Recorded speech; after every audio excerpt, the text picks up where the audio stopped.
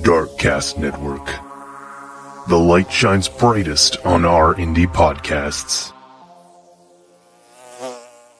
I am never going to be the same again. And I thought he was going to kill me. And he did do things, because I like true crime as well. And he did do things that serial killers do. And he has, a collection of his victims. And I am in there.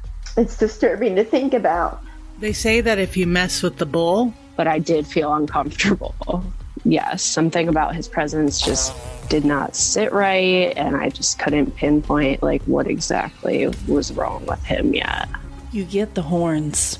But if you mess with the queen bee... It's 41 physical victims. And then there's all the victims that he swindled out of money. There's the ones that, he sent unsolicited pictures to. There's the ones that he stalked. There's so many others that he's harassed or creeped on online or tried to lure.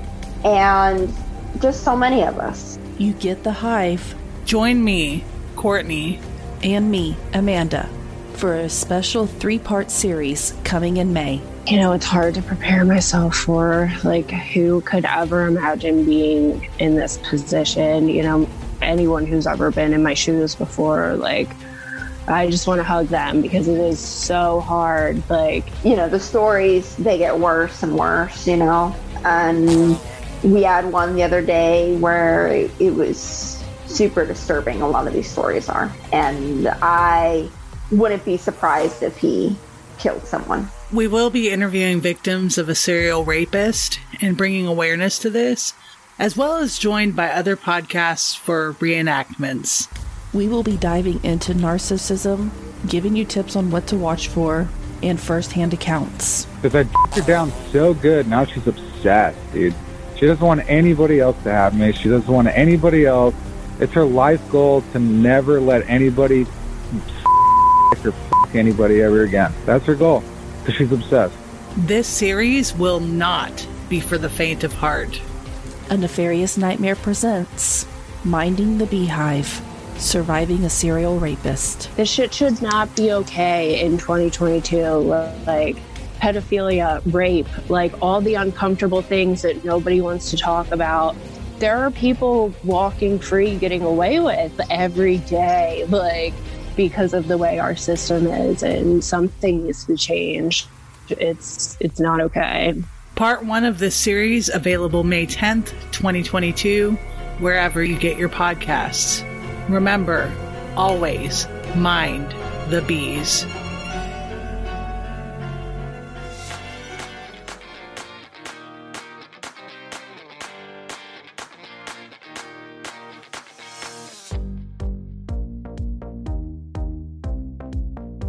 Hey there!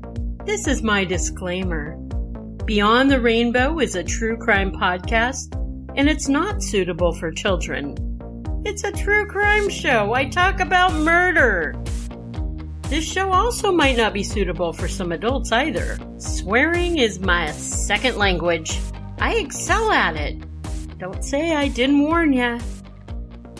Hey there, Rainbow Warriors. Welcome to Beyond the Rainbow. True Crimes of the LGBTQ+. I'm your host, CJ, and I'm co-founder of Darkcast Network. And we just added more shows! Beyond the Rainbow is a one-woman researched, written, recorded, and edited production. Why, you ask? Because I love you! And should you feel so compelled to return the love, I have a Buy Me a Coffee /Rainbow Crimes account. I am on all the social medias because I'm a social butterfly. Find me on Facebook at Beyond the Rainbow and just about everywhere else as Rainbow Crimes. Stop in and say hi, but make sure you use my name, otherwise I might think you're a scammer. Also be sure to check out my website at beyondtherainbowpodcast.com. Coming up on October 8th and 9th, I will be at my first ever True Crime Festival. It's called the Pacific Northwest True Crime Festival, and it'll be in Auburn, Washington, which is really close to Seattle. I'll post a link to the festival in my show notes, just in case you might be interested. And I hope you are interested. I would love it if you'd come to the event, and then I could meet you. Again, the dates will be October 8th and 9th. Hey there, Rainbow Warriors. I've been wanting to cover a case in one of my very favorite places ever. I was on a walk the other day and I thought to myself, I'm going to go home and I'm going to do some research. I'm going to research LGBTQ plus crimes in this area. And it was so weird. Within 5 minutes of this very thought, I received a DM from my friend Jessica. Jessica sent me a case from the place I was going to research. Hawaii, my paradise. I've always loved vacationing there. And then I was fortunate to live on the Big Island for 1.5 years. And I really got to experience life in Hawaii. I think it's the only place I've ever lived where the weather is perfect for me. The only clothing I owned there were t-shirts and shorts, even when it rained. I miss living there so much. Every single day I miss it. I miss my chickens, I miss my garden, and I miss the view off my lanai from my gorgeous home. It was nothing but the Pacific Ocean. Why did I leave? I was lonely. Has that gotten any better since I've been back on the mainland? No. COVID hit not long after I returned. But that's okay. I have you, my warriors. Hawaii has 8 islands. The biggest, and as far as I'm concerned, the cheapest to live on, is the Big Island. The beaches in Kona are okay, but for the most part, the other beaches weren't all that, even in Hilo. Why is that? It's the island with the most active volcanoes. Most of the beaches had volcanic rock instead of sand. I lived somewhat close to a beach called Black Sands Beach, and the waves had broken down a bunch of volcanic rock. So yeah, the beach was black, but damn, it was hot on your feet. So I didn't go there very much. In one of the most active volcanoes, Kilauea on the island, it erupted when I lived there. For weeks I'd have to keep the windows closed because of the volcanic ash blowing in. And then when it rained, I was always worried about acid rain. This is produced when the rain falls through volcanic emissions. It causes little glass shards to irritate your skin and eyes. The other volcano, Mauna Loa, is huge, and most of the island sits on this volcano. If it were to erupt, it would devastate the entire Big Island, and most likely there would be very few survivors, or areas that wouldn't be affected by it. So what does this have to do with this episode's case? Not a damn thing, warriors. It's just really good information. After the Big Island, we have Oahu, and that's where Honolulu is.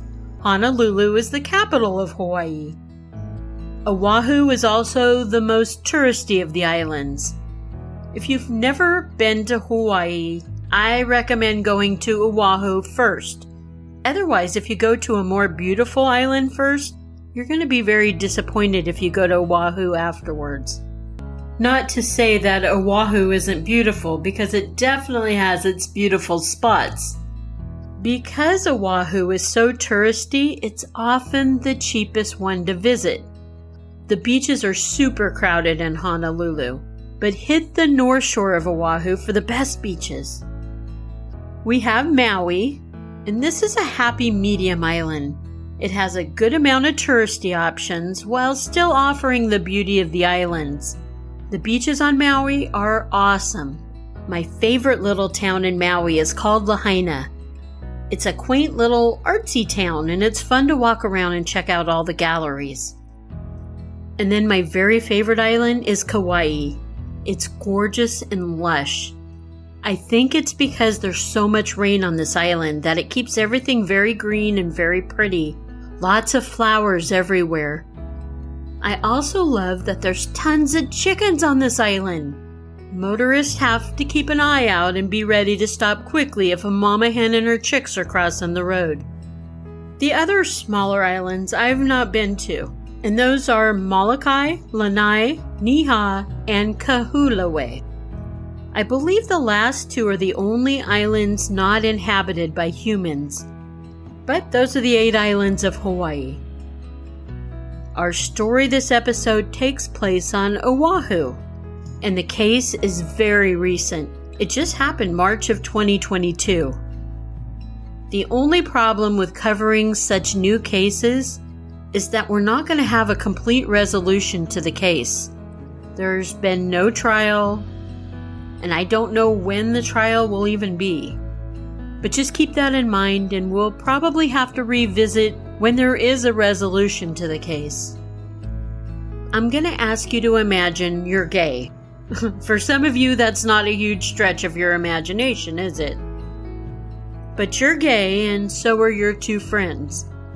I'm sure you have more than 2 friends, but for this story, it's just you and 2 friends, alright? Quit arguing. All 3 of you take a fun-filled trip to Oahu. Once you're there, you indulge in Honolulu's gay nightlife. You go drinking and dancing, and you meet a really nice 23-year-old man. His name is Juan Tejedor Barron. Juan is super personable, and he's not ugly. He's no Zac Efron, but, you know, we can't all be beautiful. Juan drinks and dances with all of you, and that's just the first night. The second night, again, a great night of drinking and clubbing and dancing. Third night, same thing. Except the third night, Juan invites you all back to his place, and you go. You get in your rental, and you follow Juan in his nice Audi car up the hill to a more secluded area of the island. The drive takes about 15 to 20 minutes, and then you arrive at a gated residential section called Hawaii Loa Ridge. It's a private subdivision for upper-class households. Houses there go for millions of dollars, and you think, fancy! Juan, who's only 23, must have a great job. His home is beautiful. You take a tour. The only really odd thing about the place? It seems there's a bar on the door to the master bedroom. That's weird. Oh well, you all hang out together for a while. Maybe all night. Maybe there were board games played, or video games. Maybe just conversation. Maybe y'all hump like bunnies. I'm not sure, and I'm not here to judge. The next day, you and one of your friends have to fly back to California. Your other friend decides to stay another week. Juan invites him to stay with him, and the friend accepts Juan's generous offer. Little does that other friend know, he was immersing himself into a vile crime scene. It's a possibility he never knew. That is until he returned back to the mainland, and marshals pulled him over at an intersection in Southern California. This friend is held for 48 hours, and he's tirelessly questioned about a murder in Honolulu. The friend who honestly knew nothing, he's released. There was not enough evidence against him regarding the murder to hold him. The other suspect to the murder in Honolulu is also arrested. It's Juan. And just where was Juan upon his arrest? Well, Juan was also in Southern California, but not with the friend. Juan was on a Greyhound bus in Anaheim, California. He was hiding in a crawl space on his way to Mexico. It seemed Juan had removed a metal plating on a seat near the bathroom on the bus, and then he crawled inside to hide. Sneaky little fucker. He got busted, though. At this point, Rainbow Warriors, you probably want to slap me and say, CJ, you're halfway through the case. We still don't know about the crime that was committed. We know it was a murder. We know that guy Juan was most likely part of it. Now quit teasing us and tell us what happened. Okay, Warriors, here we go.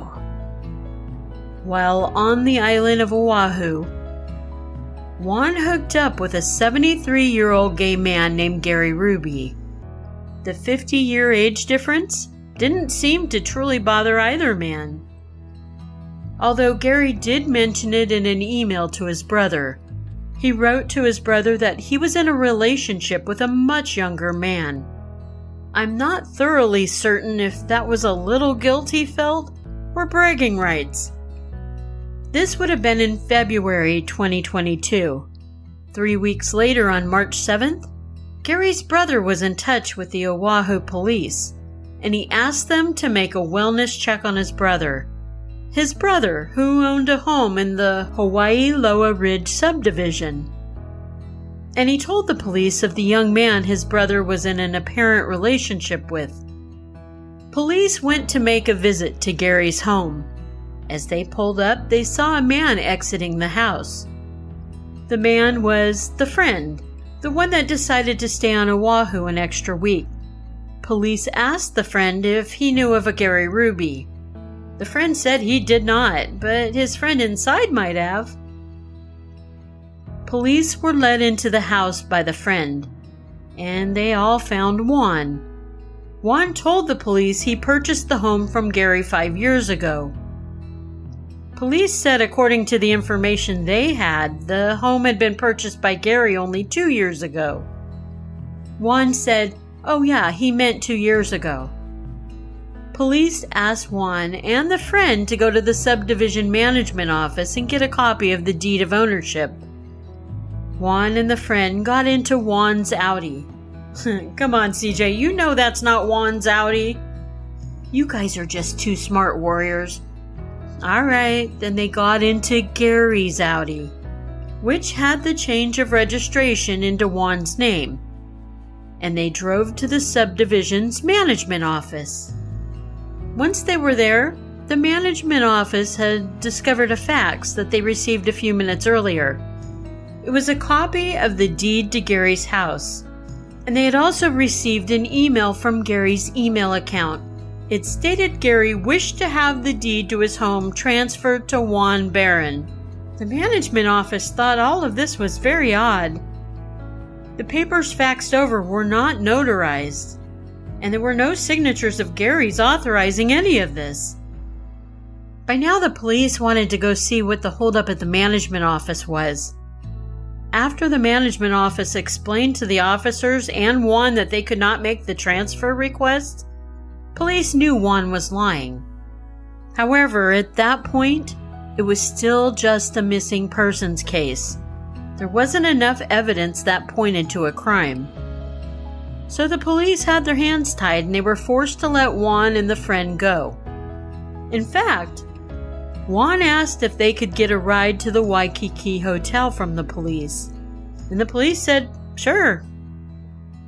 Later, on CCTV footage at the hotel, the men can be seen walking around holding hands. And that day, both the friend and Juan flew back to the mainland. Apparently both flew to the Los Angeles area, although the friend was originally from Massachusetts, and Juan was living in Texas. Not too long after allowing Juan and the friend to go, police were able to get a search warrant for the property. Inside the home in the master bedroom, that's where they made a gruesome discovery. A decomposing body was cemented into the master bathtub. Coffee grounds had been scattered on top, but the smell of decomposition was undeniable. The police called the medical examiner and a forensic anthropologist to excavate the body from the tub. As I'm sure we've all figured out, the body was Gary's. March 9th, 2 days after all of this, in Southern California is what brings us to the day both the friend and Juan were arrested. So we're all caught up now. After Juan's arrest, he confessed to everything. He said Gary was choking on some food, so he put a belt around Gary's neck and pulled it until Gary went unconscious. Then he told officials he really killed Gary because right after they had sex, Gary told him he was HIV positive. Juan had said he wasn't sure what to do with Gary's body, but he had seen a bunch of bags of concrete in the garage. So he put Gary in the bathtub, and then he brought in the bags of concrete to pour into the tub. After he made the concrete mix, it wasn't enough to entirely cover Gary's body. So he went and bought 4 more bags of concrete at a home improvement store. He came back to the house, and he poured the other 4 bags of concrete in. He poured coffee grounds on top of the drying cement so the corpse wouldn't smell as it decomposed. Juan has been charged with murder, theft, and identity theft. Since the case is so new, it's most likely going to be a little while until it goes to trial. Gary Ruby moved to Hawaii in 1970 from Montreal, Canada. When he got to Hawaii, he accepted a job working for the state. Gary adored the lifestyle in Hawaii, the laid-back ways of the Hawaiians, the sun, the sand, the surf, the entire culture, and the acceptance of who he was as a gay man made Gary very happy. Gary was said to have a great sense of humor, and he was a very caring and loving man to people in his life. He didn't flash his wealth around in spite of his beautiful home.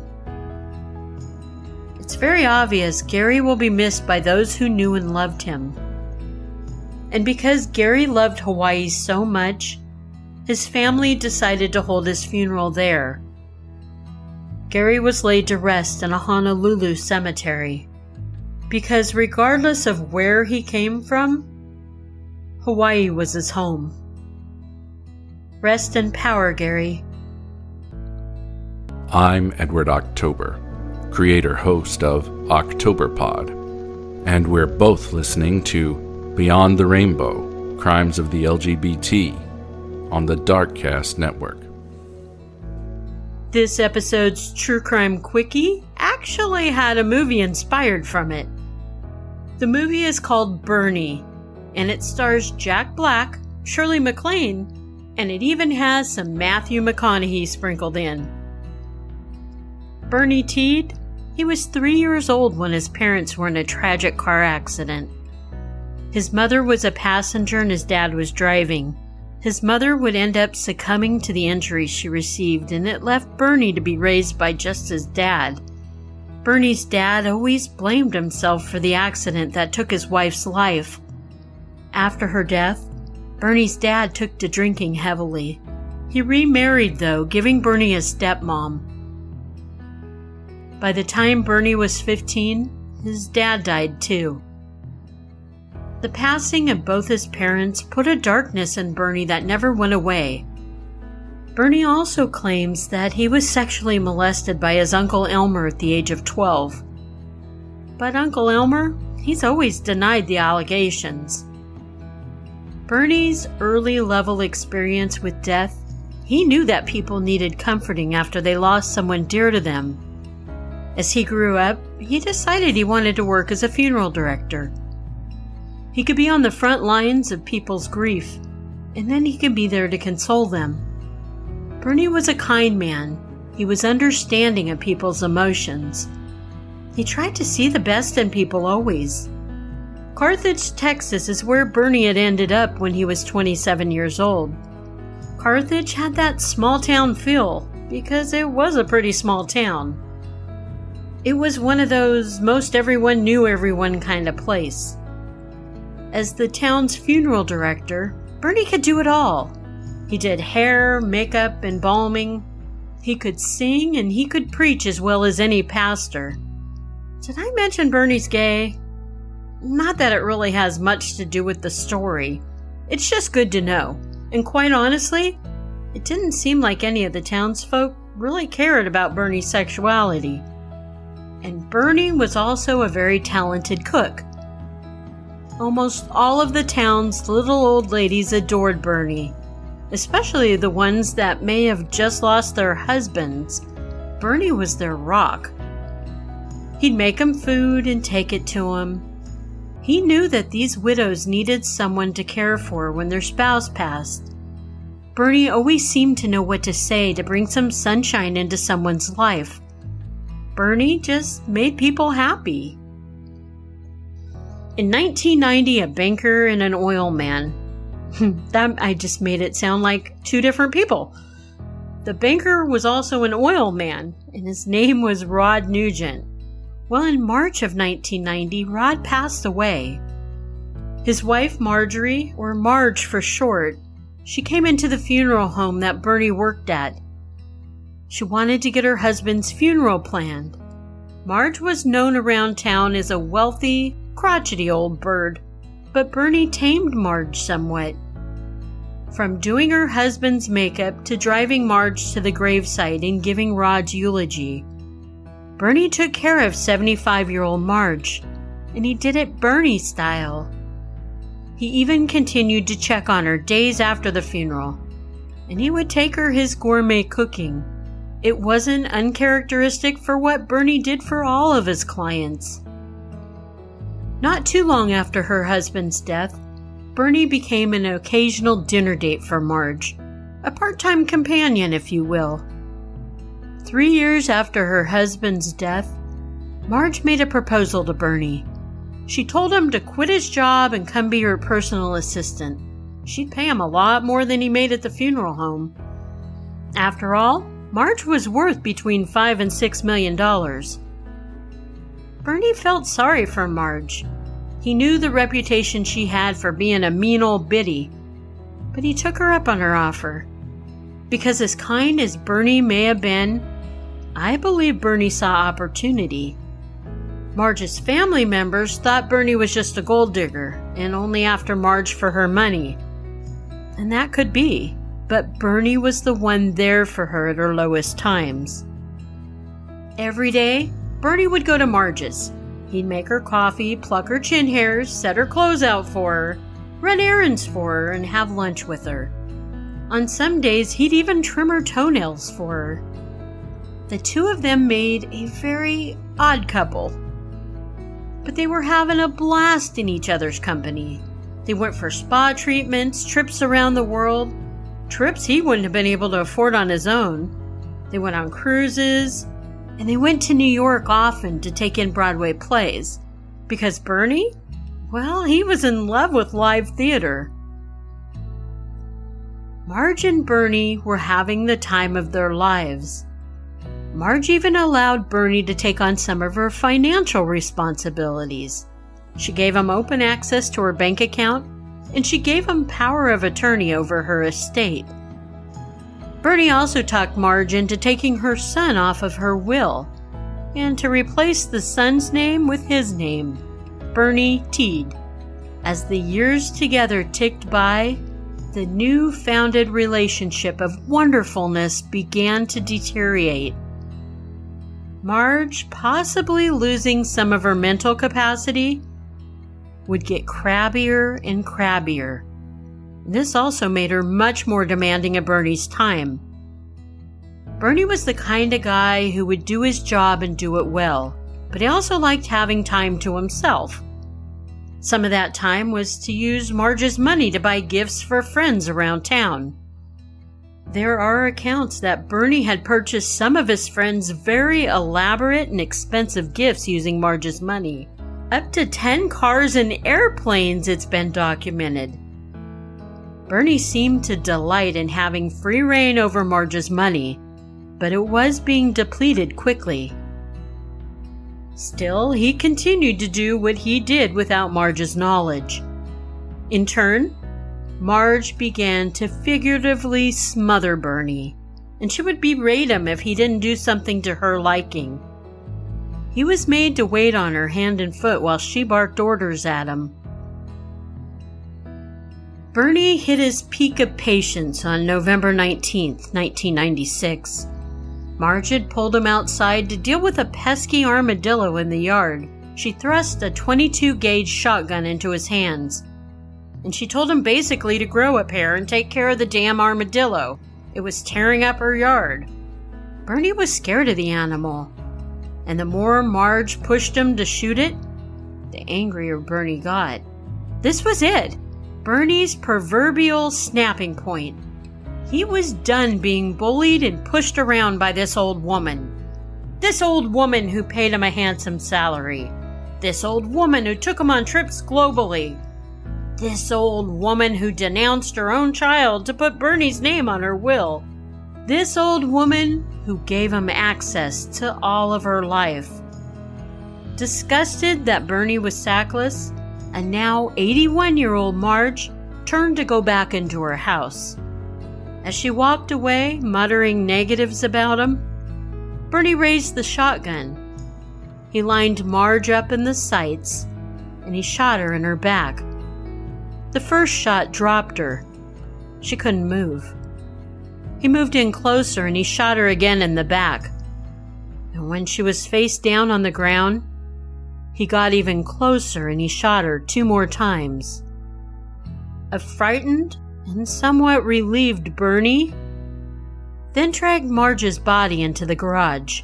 He went into the house, grabbed a white sheet, and came back into the garage. Bernie then opened the lid to a chest-type freezer. He took out the contents of frozen food that was in there, and he lifted her body into the freezer. After cleaning up the aftermath of Marge's murder, Bernie went to the community college rehearsal of Guys and Dolls. As I said, Bernie loved theater. And he bought the cast pizza using Marge's credit card when the rehearsal was over. Bernie kept Marge's death a secret for 9 months, while he went on living his daily life as usual. If someone asked where the mean old woman he worked for was, Bernie would lie. She was at home not feeling well. She was off visiting one of her kids. She decided to treat herself to a trip to Florida. It was always something, and the townsfolk didn't really care enough about Marge to try and prove Bernie wrong. After that 9 months of missing mark, the police started to get involved. They contacted Marjorie's son, and that's when Marge's son and granddaughter came to check on her. The son and the granddaughter entered the home and looked around, finally going into the garage and opening the chest-style freezer to see if she had food in there. They were mortified to find Marge wrapped in a white sheet, dead. They called the police. Bernie was quickly arrested and taken in for questioning. He admitted to murdering Marge and hiding her in the freezer. He had also used most of her money to buy lavish gifts for his friends around town. Bernie went to trial, but no one in Carthage, Texas wanted to be on a jury that might convict Bernie. They loved him. So the trial had to be moved into another county. At Bernie's first trial, the jury found him guilty and he was sentenced to 50 years in prison. But Bernie wanted his attorney to appeal this sentence. In order to be granted an appeal, he had to file a writ of habeas corpus. And in that, Bernie said Marge was abusive to him, and this brought back years of PTSD from his uncle's abuse when he was a child. After hearing this, a judge allowed Bernie to make an appeal. In 2014, after serving 17 years in prison as a model prisoner, although he was beat up several times by other prisoners, a judge released Bernie on a $10,000 bail bond and the conditions he had to return to court for a retrial in 2016, and until then, he was to live in an apartment above the garage of movie producer-director Richard Linklater's home. Richard Linklater is the man who produced the movie called Bernie. And if you haven't seen it, you're probably figuring it all out that the movie Bernie is about Bernie Tiede and Marge Nugent's relationship. The movie came out in 2011. It's thought to have brought a lot of sympathy points for Bernie. Jack Black is the one that plays Bernie, and he plays him as this super lovable, fun, and friendly man that everybody in town loves. And Marge is played by Shirley MacLaine. Not so much lovable, fun, and friendly. In April 2016, Bernie was back in court for his resentencing trial. The jury consisted of 10 women and 2 men. New evidence of Bernie being sexually abused as a child was heard, and then they heard Bernie's testimony of being verbally abused by Marge, and that it had triggered him back to his childhood. There were new arguments about Bernie's confession, too. It seemed that there were some damning sex tapes of Bernie and an ex-law enforcement official. It was said detectives coerced Bernie's confession, saying they would make these sex tapes public. As well, there was talk that Bernie had asked for an attorney, but the detectives kept drilling him for answers before an attorney could show up on Bernie's behalf. There were even new witnesses in the form of Marge's sister and nephew. Marge's sister said she'd always been very frightened of Marge. The nephew testified that his aunt was mean, and it was in her nature to be abusive. But even with these new accounts and the success of the movie, the jury found Bernie guilty. He was then sentenced to life. I think Bernie would have done better by not appealing his first conviction. And that, my warriors, is the story of Bernie Tiede. Love ya, and I'll see you next time. Remember, it's not a crime to be gay. Unless you're a murderer and deep freeze your victim. Bernie, you dipshit.